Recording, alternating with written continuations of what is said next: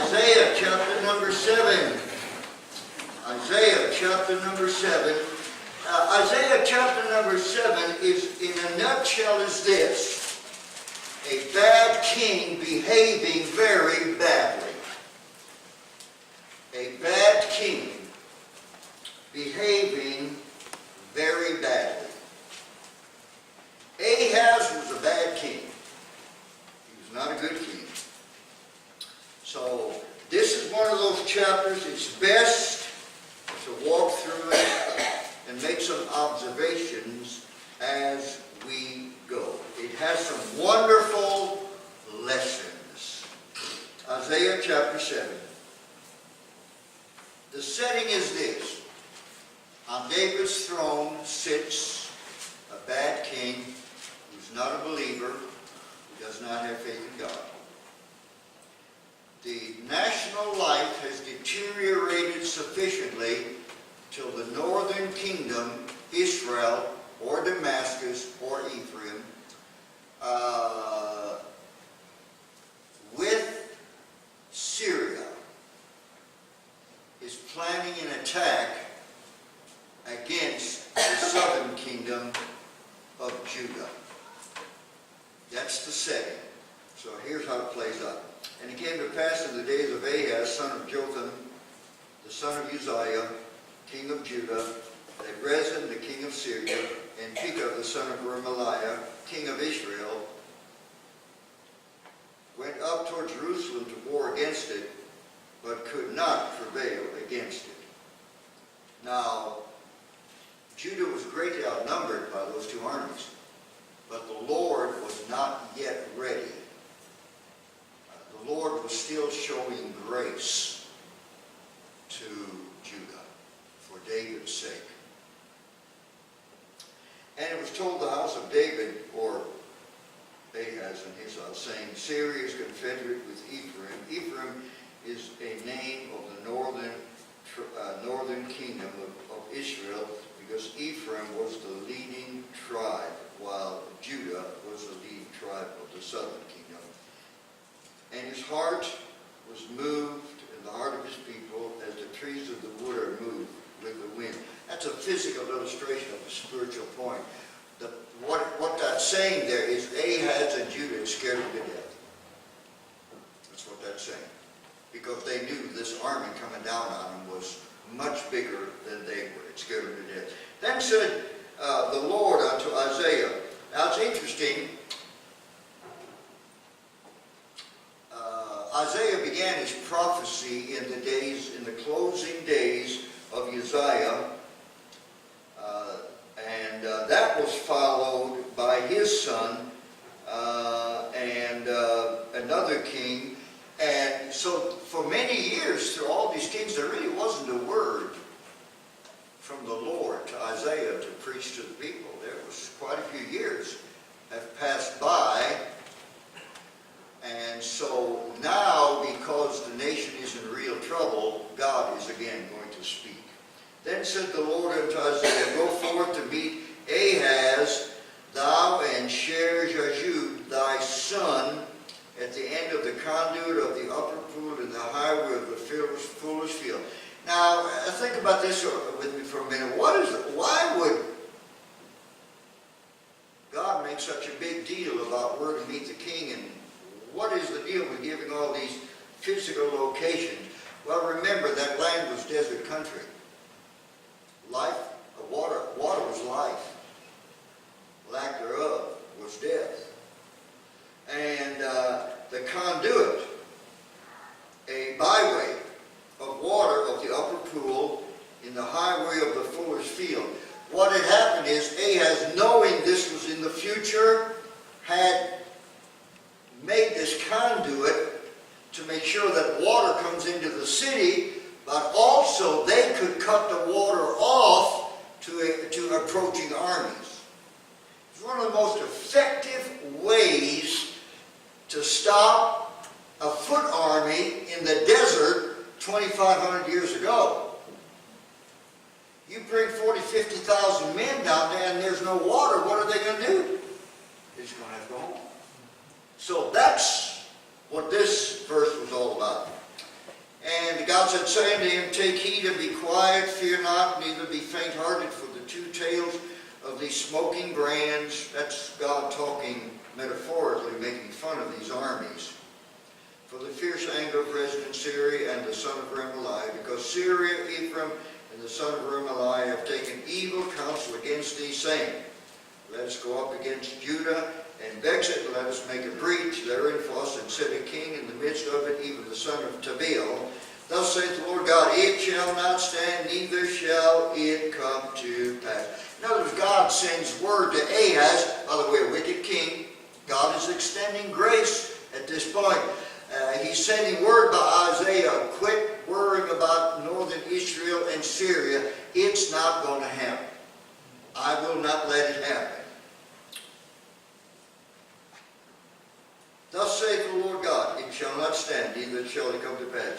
For the head of Syria is Damascus, and the head of Damascus is Rezin.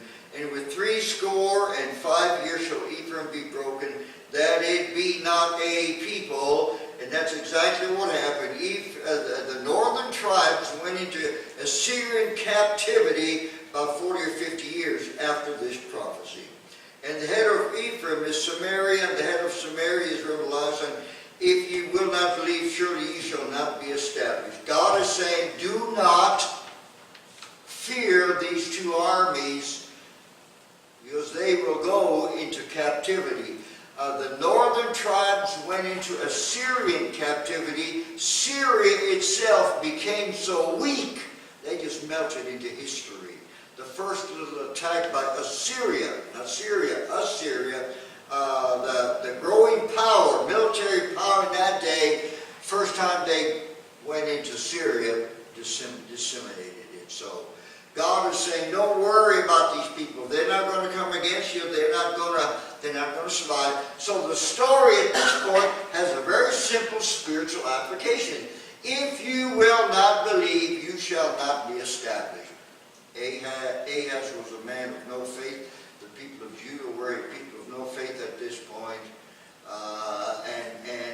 What God is saying in a nutshell, if you turn around what he's saying, he's saying, look, if you'll believe in me, I'll take care of you. But if you don't believe in me, you're going to be in trouble. All of that is involved in that. So, now to Ahaz personally, the Lord spake again unto Ahaz, saying, ask the sign of the Lord thy God. Ask it either in the depth or in the height. But Ahaz said, I will not ask, neither will I tempt the Lord. Now, this is God offering grace to this godless King Ahaz. And Ahaz is basically saying, no. I don't believe you, God. I don't trust you, God. I'm not going to ask you for anything, God. And he said, hear now, O house of David, is it a small thing for you to weary men, but will you weary my God also? Isaiah is saying, it's one thing for you to provoke men, but are you so brazen, Ahaz, that you're going to provoke God and mock God and not ask God for grace and mercy when he offers it to you? By the way, that's exactly what he did. Therefore the Lord himself, most famous prophetic verse in the Old Testament, Isaiah 14. Therefore the Lord himself shall give you a sign. In other words, God said, well, I'm going to give you a sign anyway. Behold, a virgin shall conceive and bear a son, and shall call his name Emmanuel. Here is a promise of the virgin birth of Jesus Christ. Now, the most attacked prophetic verse in the Bible is Isaiah 7:14. There are two words, Hebrew words, for a young woman. One is Alma, means virgin. The other one is Bethroah. It just means young woman. Well, all of the Bible haters have pushed for the interpretation of this verse to be Bethroah, young woman. We Bible Christians stand on the word Alma, because if it wasn't Alma, a young virgin of marriageable age, then Jesus Christ was an illegitimate child. And we have no salvation. The word is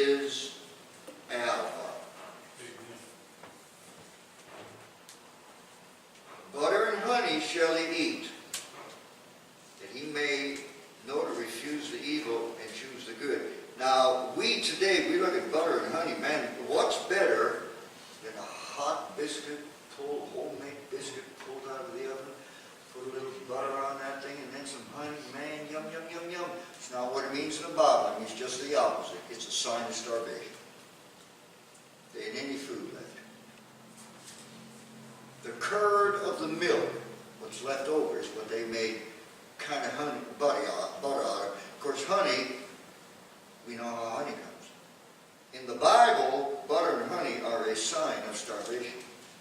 That he may know to choose the evil, refuse the evil and choose the good, which of course he did. For before the child shall know to refuse the evil and choose the good, the land that thou abhorrest shall be forsaken by both kings. In other words, northern Israel will go into captivity, by the way, fulfilled in the Roman Empire, and northern Syria was taken over by Assyria, which was taken over by Babylon, which was taken over by Media Persia, which was taken over by Persia, which was taken over by the Roman Empire.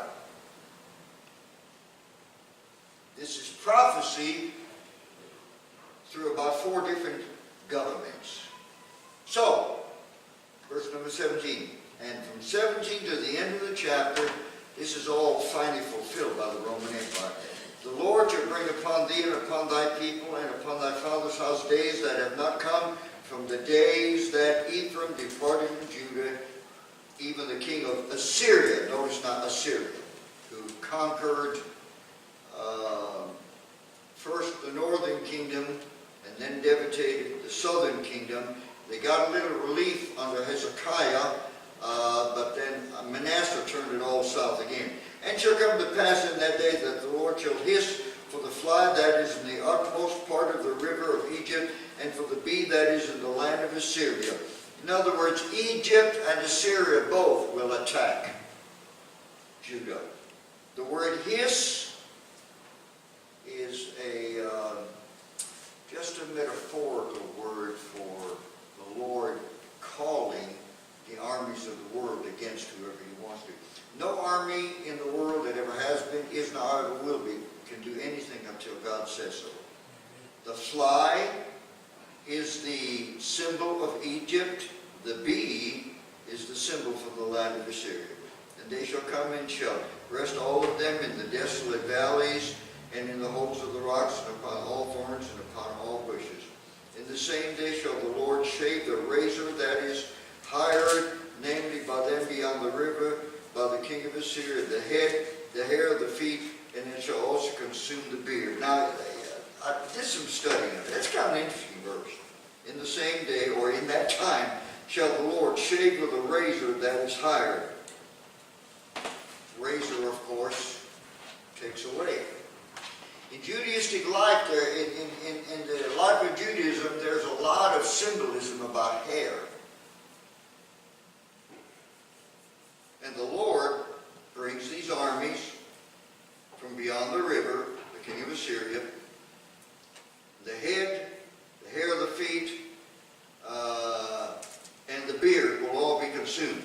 The head stands for government. The government of Judah will be destroyed. The feet stand for the populace, and they were all scattered. And the beard is symbolic of the priesthood. In verse 20, God is simply saying, I'm going to wreck this nation if you don't repent. Verse 21, it shall come to pass in that day that a man shall nourish a young cow and 2 sheep. The land, and still is today, reduced from, remember when God first gave Canaan to Israel, it was a beautiful, fruitful land with trees and rivers and lots of rain and cattle by the thousands. Well, that's all been reduced to a young cow and a sheep. That, again, is a Bible term of extreme poverty and desolation. And it shall come to pass for the abundance of milk, or used to be, that they shall give he, try that again. And it shall come to pass for the abundance of milk, that they shall give, he shall eat butter. For butter and honey shall everyone eat that is left in the land. Again, that is not a sign of prosperity. So it's just the opposite. Where there used to be a cattle on 1,000 hill, now there's one. Where there used to be lots of milk and butter, now there's scarcely the curd of the butter. And it shall come to pass in that day that every place shall be where there were 1,000 vines and 1,000 silverlings, it shall even be for briars and thorns. The fields that used to be at miles and miles and miles of vineyards will just now be barren land with briars and thorns. And by the way, that is exactly how it was when Jesus Christ came the first time. This is an accurate description of history. With arrows and with bows shall men come thither, because all the land shall become briars and thorns. In other words, instead of fertile fields and farmers, there will be soldiers marching across empty land.